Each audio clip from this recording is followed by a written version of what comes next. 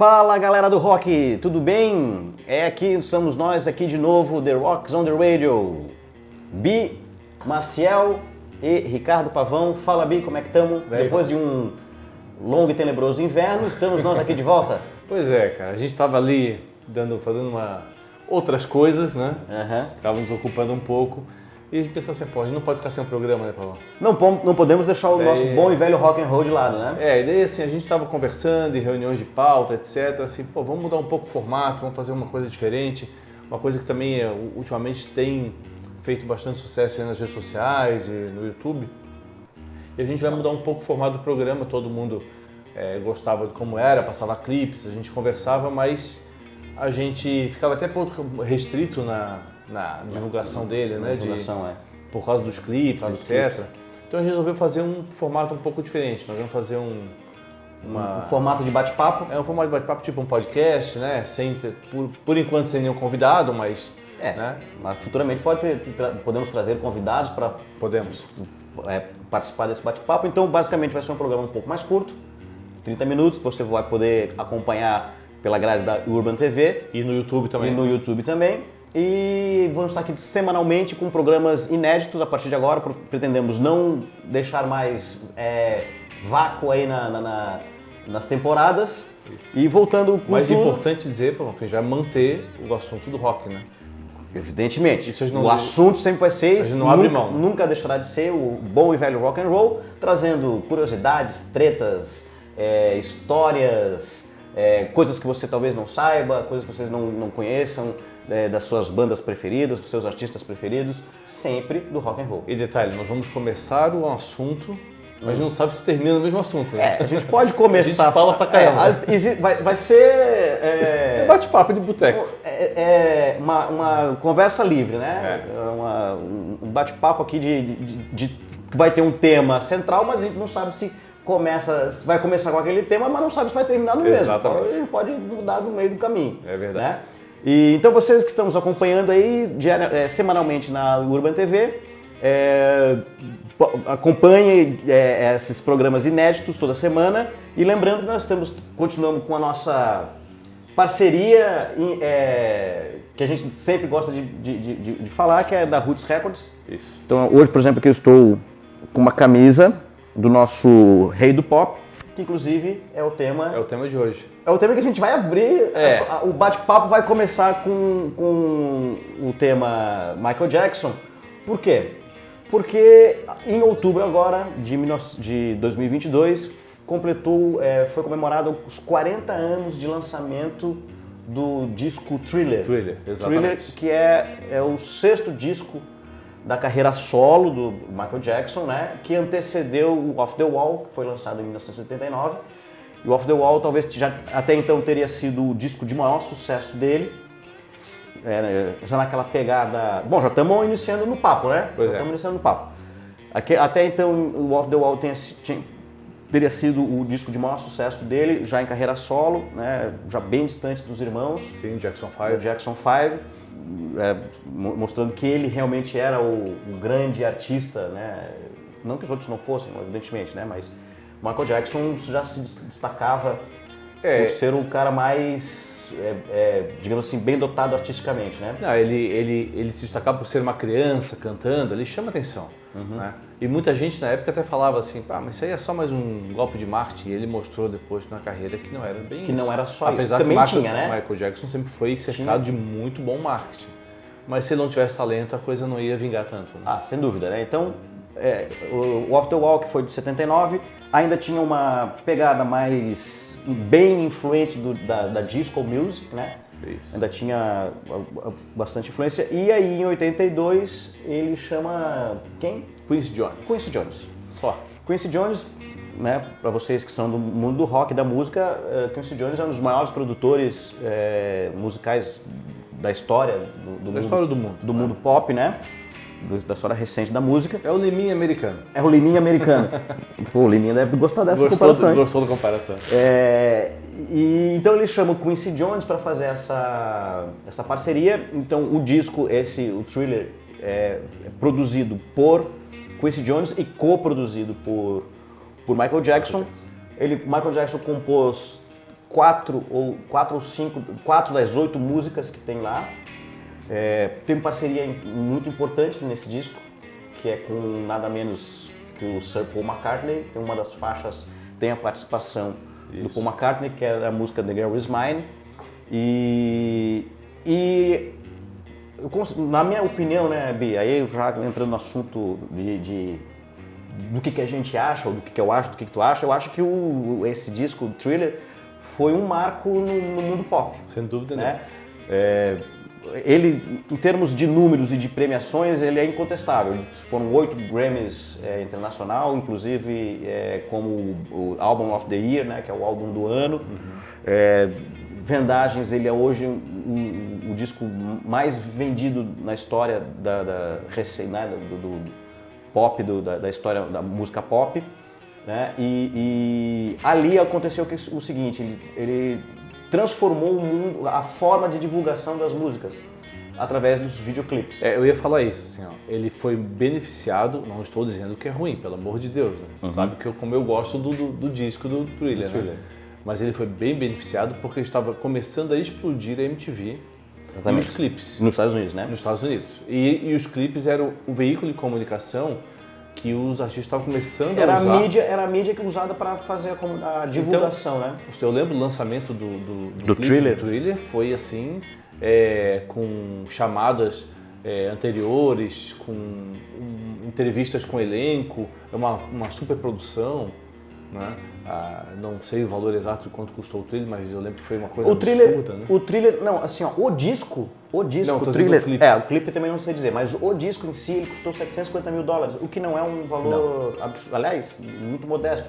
Claro, estou falando de 40 anos atrás, correções sejam feitas e tal, mas ainda assim $750 mil para um disco de um artista como o Michael Jackson, que já era um nome já grandioso, né? Sim. Aí ele só se tornou o maior ele estava depois entre os do Thriller, ele já estava entre os grandes, já era o sexto disco solo.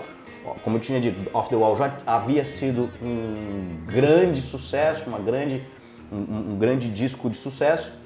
Então o valor de $750 mil para a produção do disco em si não é nenhum absurdo. Agora, os videoclipes realmente eles superavam, um videoclipe superava em muito o valor do próprio disco. Você vai pegar assim, vamos pegar os 3 principais músicas trabalhadas no disco, que é o Beat It, Billie Jean e Thriller, né? Tu vai pegar o Beat It, é um clipe bom, bem feito, bem trabalhado. Tem o Beat It, que é tem a parte da Guerra de Gangues lá. Guerra de sempre Gangues. tinha uma parte de dança, né? Que ele era uma coreografia muito que é o apelo dele, né? Mas era legal. O Billie já teve aquela inovação de pisar e aparecer as luzes. Esse é Billie Jean. Billie Jean, perdão, que aparecer as luzes quando vai pisando. Já era uma coisa diferente. Na época era uma coisa diferente. O pessoal está falando de 82 e 83, né? Vamos 40 anos atrás. Agora, o Thriller foi o auge pela maquiagem e os efeitos especiais, a coreografia que viralizou até hoje, né? O roteiro, a coreografia. Até hoje é viralizada a coreografia, né? O roteiro, o Prince, como é que é o nome do ator que faz a narração? Prince. Que faz a voz, né? Ele é um ator de filmes de terror, né? Agora me fugiu. Procura aí no... Vou procurar aqui. Nossa memória. Para ter uma ideia, assim, ó, Thriller tem, sei lá, a música em si deve ter uns, não sei se tem 3 minutos e pouco. Por aí deve ser. O clipe deve ter uns 8, sei lá. Começa bem antes. Tem uma roteirinha, ela com a namorada. Então, assim, essa foi a grande mudança pra época, né? Transformar o vídeo faz um curta-metragem. Ele faz um curta-metragem em cima da própria música, o que é legal, porque extremamente muito bem. E esse sim trouxe inovações tecnológicas importantes para a época e aí sim tornou o clipe caro para a época, né? Então, e aí o que acontece com essa mudança estratégica, não sei se isso, obviamente deve ter sido muito bem pensado, é que talvez tenha tornado ele, alçado ele ao patamar de rei do pop, porque ele muda o sentido do próprio negócio, né? Da música. Sim, não, é porque o que acontece? A gente falou bem no começo que ele trouxe o Quincy Jones, né? Que na época já era um maior produtor da música do mundo, né? E ele não é só o produtor do disco do estúdio, ele pensa tudo, né, Paulo? Ele pensa como estratégia de marketing, vender a música. Por exemplo, a gente estava falando do Off the Wall, né, do disco anterior, que ele era muito disco, né? Ele tinha influência da discoteca dos anos 70, aquele timbre, né? Então, assim, ó, isso era o Quincy Jones trouxe o Michael Jackson para a realidade de 82, que era o quê? Muito rock. O auge das músicas no mundo era o rock. Então, é tanto que a pegada, ele pegou o Van Halen para fazer o solo. A gente tem que fazer essa menção, né? Que no disco do... Até estava comentando isso em off aqui, né? Antes da gente começar a gravar, que o Off the Wall, que é o disco de 79, ainda sofria muita influência do pós-disco ou da onda disco music. Isso. E aí, uma outra sacada para o The Thriller foi que ele meio que cooptou um pouco a questão do rock, né? Ele trouxe uma pegada botou pitadas de rock. Porque o rock naquela época, lá nos anos 80, estava passando por uma renovação do pós-punk, como surgindo as bandas dos anos 80, né? U2, Toto, África, Dire Straits e tal, e The Police. Phil Collins, carreira solo no auge. Então ele, cara, vou ter que pegar esse público também pra mim. Então ele vai lá e chama... Surfa a onda, né? Surfa a onda do rock. E daí a história a gente já falou até em outros programas nossos, né? Mas daí ele chamou o Ed Van Halen para fazer o solo. O Ed Van Halen que fez um solo da guitarra. Que até hoje aquele solo é cultuado por todos, né? Mas tu também tocou num assunto que é com relação a quem gravou pois era a banda, né? Porque assim, ó, talvez as pessoas não saibam, existe bandas, isso não só nos Estados Unidos, no mundo todo, no Brasil também tem, bandas especializadas em gravar. Para outros artistas, Para outros artistas. Então nós temos várias histórias. Aqui no Brasil durante muitos anos que eu digo assim, ó, muitas décadas, era o Roupa Nova, né? Então... É isso, Paulo? O Paulo está dizendo que sim, ó. O Paulo tá... Era o Roupa Nova que era, que assim, apertou, chama o Roupa Nova que ele vai dar um jeito. Pra ter uma ideia, chegou a gravar Xuxa, né?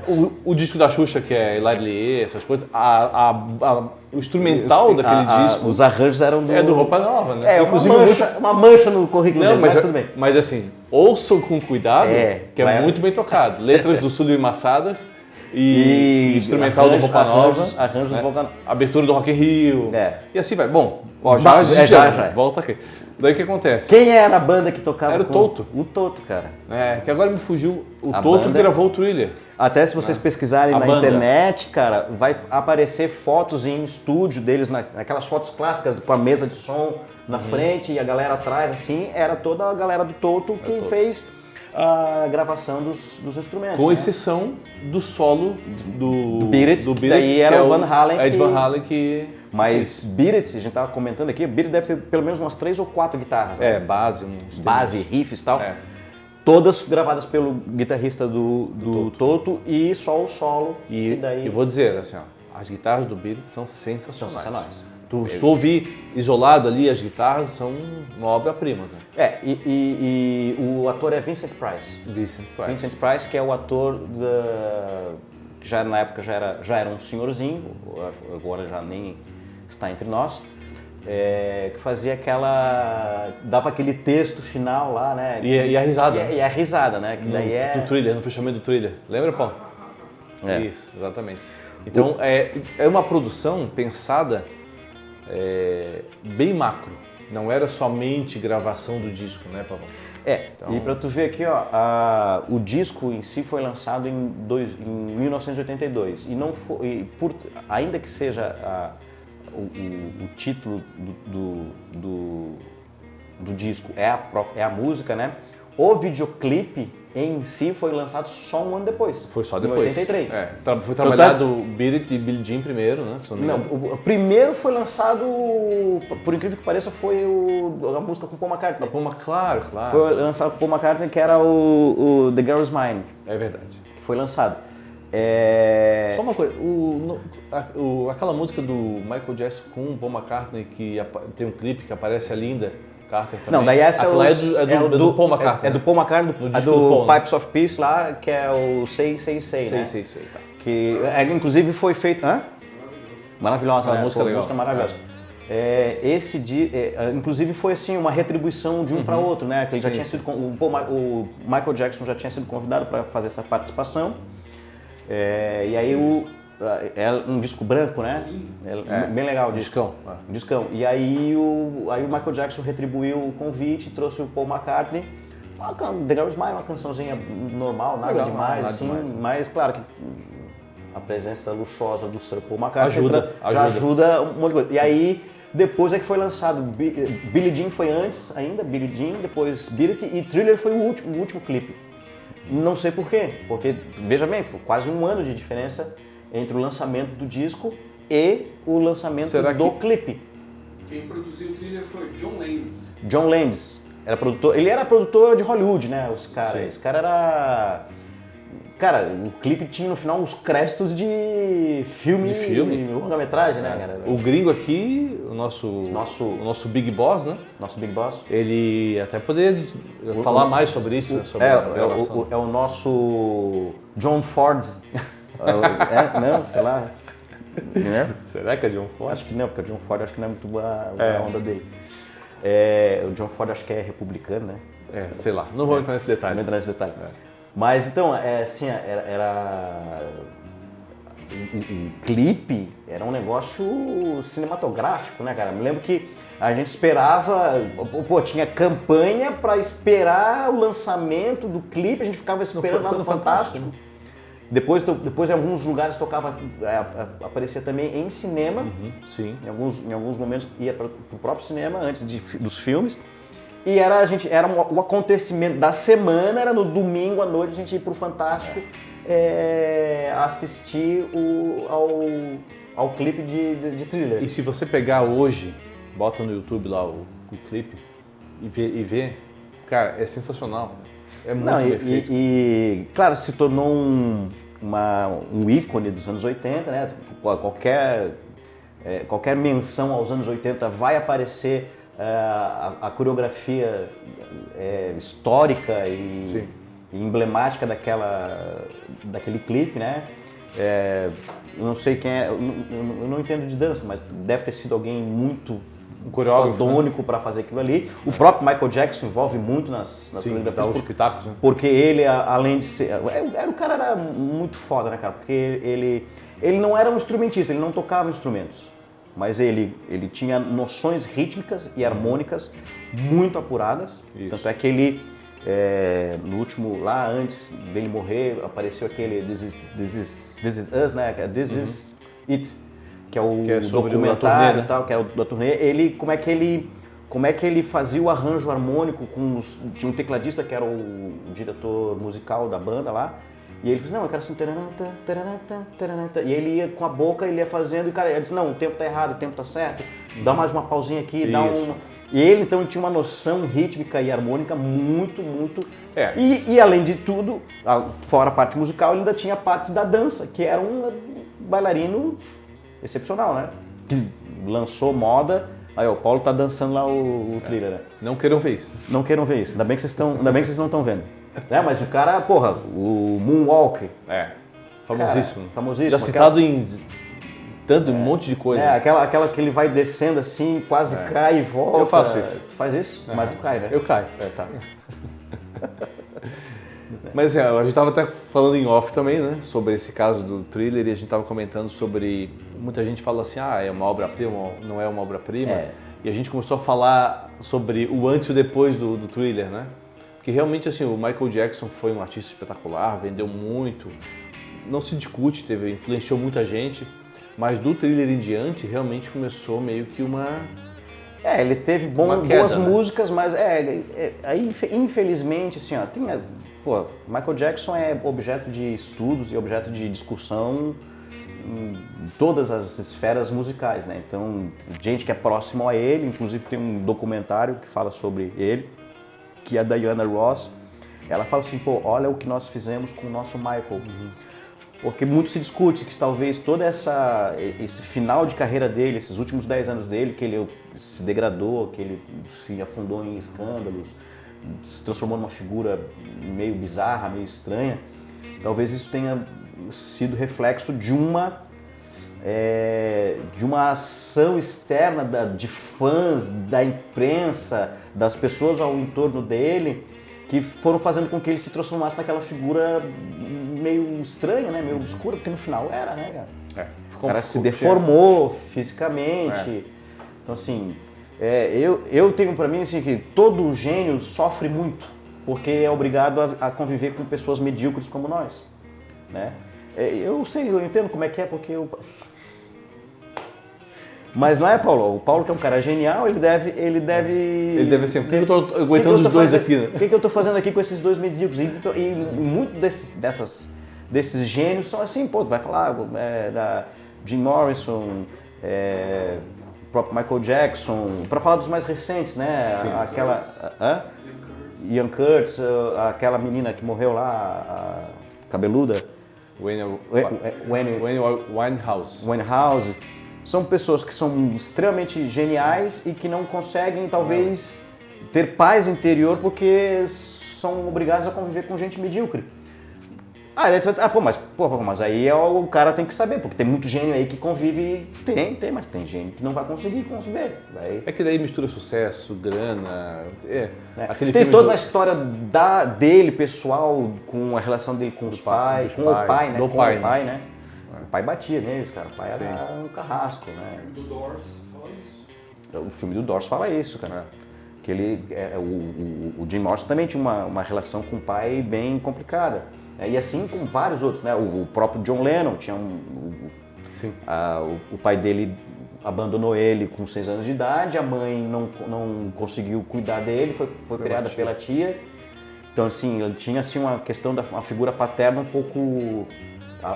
não, totalmente ausente, não tinha referência. Então, e a tia era muito durona, o tio que era o cara que casou com a mãe dele era gente boa, mas também não era lá não dava muita atenção. Então, quer dizer, tem tudo é o pacote completo dos gênios, né? Tem mas assim, eu acho que também existe também o problema da dificuldade da celebridade trabalhar, se manter, ter que ter essa exigência de se manter sempre no alto, né? Também isso. Por exemplo, assim, a gente vê, vamos botar assim, tu vê carreiras bem constituídas, longas, vamos botar um exemplo bem prático, e aqui nosso, Paralama do Sucesso. Uhum. Primeiro disco, segundo disco, ele foi só auge. Ele fez uns 2 ou 3 discos no meio da carreira ali, Severino, até Grãos, que eu até gosto, mas não fez tanto sucesso. Mas que eles acham que é o melhor deles. Mas aí então é que tá. E eu também acho. Daí o que acontece? Eles chegam e falam assim, pô, aqui esse disco, por exemplo, a gente fez o que a gente queria. E não onde a gravadora queria, tem tudo isso. Então, aquela exigência de se manter no sucesso vem de tudo quanto é lugar. Deve ser uma pressão terrível. E aí cada artista vai saber lidar ou não com essa exigência, né? Tem um artista que vai lidar bem com a pressão, tem artista que não vai lidar bem com a pressão. Falamos de Roupa Nova? Roupa Nova é exemplo. Ele disse, olha, a gente faz... Eles são... 50, todos eles são roqueiros, apaixonados por Beatles e rock pesado e várias coisas. O guitarrista Genesis. Né? Se o Michael tivesse vivo hoje, ele estaria fazendo sucesso? Cara, boa pergunta. Boa pergunta. Se vocês não escutaram o que o Paulo falou, ele pergunta se hoje estivesse vivo, se Michael Jackson ainda faria sucesso. Cara, eu acredito que sim, porque ele não era burro, né? Então ele saberia se moldar. Se reinventar. Só que aí que eu tô dizendo, emocionalmente ele estaria bem, talvez, com tudo que acontece assim, na vida do cara. E hoje a música, isso é um tema bem longo para outro programa, a música mundial hoje, não é só aqui no Brasil que está medíocre. Muda, né? Mudou muito. O mundo inteiro está com música medíocre. Isso é verdade. Então, assim... Qualidade musical hoje tá difícil. Não estou falando só Brasil, tá? Falando no todo. No tá terrível. Né? Então, não sei se ele... Ou ele se adaptaria a uma nova realidade, ou não, né? Agora, a pergunta que o Paulo faz tem muitas nuances, né? Muitas camadas, porque... Muito cancelamento. tudo, né? Tem a questão música, se falasse potencial musical, sem dúvida teria. Porque ele é um gênio, A gente falou de escândalos. Uhum. Se aqueles escândalos do Michael Jackson lá atrás acontecesse agora, acontecesse hoje, ele tava ferrado. Ferrado. Pra não falar outra Pode palavra. ser quem for, ele tava ferrado. O negócio do bebê e tal. Tem várias coisas. Do próprio processo por pedofilia e tal. Tem isso também, né? Mas eu tô dizendo assim, ó, se for analisar a questão artística, eu sem dúvida nenhuma não tenho dúvidas de que ele seria talvez um oásis no deserto, inclusive. Pode ser. Talvez uma chance, né? A gente tem alguns casos assim de artistas que foram fundo do poço e voltaram, né? A própria Britney Spears agora meio que deu uma voltada após passar um período tenebroso, né? Série de escândalos e problemas. Se ela voltou, que o talento dela é bem mediano. Bem mediano. Não dizer outra coisa. Em relação, se o Michael Jackson... Principalmente em relação a Michael Jackson. Então imagina Michael Jackson com todo o potencial artístico que ele tem. A grande dúvida seria, emocionalmente ele teria força? Psicologicamente ele teria força? Assim, o entorno dele estaria adequado? Será que ele estaria cercado de gente que pudesse também ajudá-lo a fazer essa virada? Prince também deveria estar... Prince também é o mesmo pacote. Boa. Prince é o mesmo pacote. E era fã, um era fã do outro, né? Tanto é que o filho do Michael Jackson, um deles é Prince. Né? Estamos acabando já? Como é que tá o nosso tempo? 2 minutos? 2 minutos dá pra falar o que ainda? Dos nossos parceiros? Fala parceiro, mas eu só falo rapidamente assim, ó. Até de repente a gente faz um outro programa sobre isso, tá? Porque a gente não falou, a gente começou a falar e não falou, terminou. Se realmente a obra-prima é o Thriller. Ah, tá. Porque a gente conversou sobre isso, que o Thriller tem músicas boas. Tem gente bastante importante sucesso. Gente importante que entende até mais do que a gente, que considera que a grande obra-prima não é realmente o Thriller. Thriller foi uma grande sacada, claro que musicalmente muito bom, mas também teve uma questão de marketing que eu acho que aí é que mudou o business do negócio também, né? E que as pessoas consideram o After All bem melhor, né? Que é o anterior. As músicas são melhores e tu tens mais. Se for pegar música por música, né? Human Nature, Rocket View, cara, tem coisas que são colagens uma da outra, uma que são sequências uma da outra, né? São muito parecidos, só que pra mim, musicalmente falando, o Off the Wall também é melhor. Mas Thriller foi muito mais bem sucedido. E aí é outra conversa para um outro dia, para uma outra pauta. Quem sabe a gente volte a isso. E não esquecendo que vocês gostaram da camiseta? Gostaram? Ó, Michael Jackson, 40 anos de Thriller, camisetinha lá na Roots Records com o nosso amigo Luiz. É isso aí. Tá? Esperamos vocês semana que vem. Agradecendo a Actoro sempre.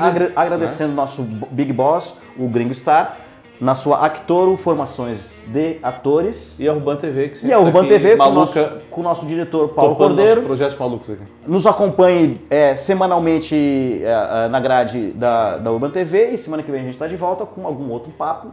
É isso aí. Tão bom quanto esse ou não. Talvez. Não sei qual vai ser. Quem sabe. Mas a certeza é que semana que vem estamos de volta. The Rocks on the Radio, o rock salva.